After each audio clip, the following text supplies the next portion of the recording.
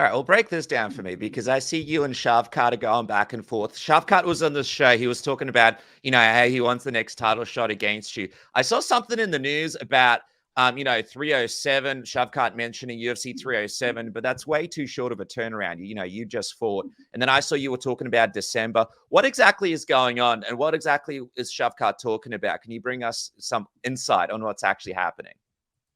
I think Shavkat's, like you said, he saw me and Usman going back and forth. So he's sitting there like, man, let me throw my name in the mix somehow. What do I do?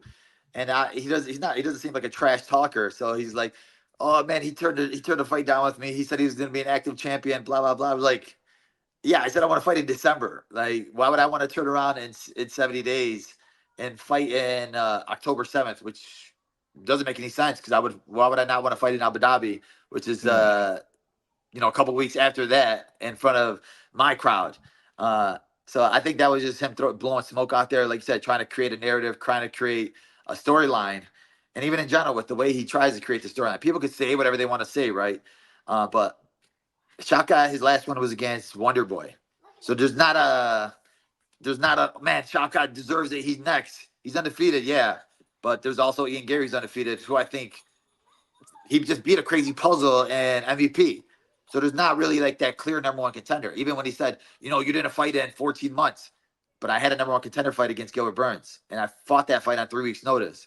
And then I waited as backup for Kobe and Leon. So don't compare your story to me that you just sat out for 14 months off of, finishing Wonder Boy and then you didn't do nothing else after that. So obviously I'm going to be the type. I'm not a champion. I'm not going to sit out and be like, no, I want these guys to fight and me not fight. I want to fight. I want to fight these tough tests. I want to fight these guys, but it's going to be on my timeline now. I said December works for me. That works best. So if the UFC wants to book that in December, that's when it's going to happen, but it's not going to be on his timeline. I'm the champion. So whenever I choose to fight, that's when it's going to happen. And even if I choose you, I can sit there and pick who I want to fight right now, and that's who I'm going to fight. So watch your mouth.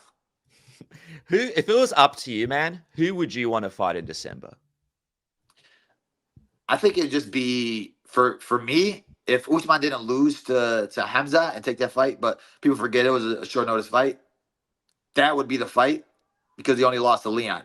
But now he lost 3 in a row. I think he would need another win. So for me now, it's all right. Shavkat's the boogeyman that they all think is unbeatable, and now I'm getting freaking 1,000 comments on my Instagram page anytime I post anything of the Shavkatians. So yeah, I think for me it would be another one of those tests to prove people wrong, to shut them up, right?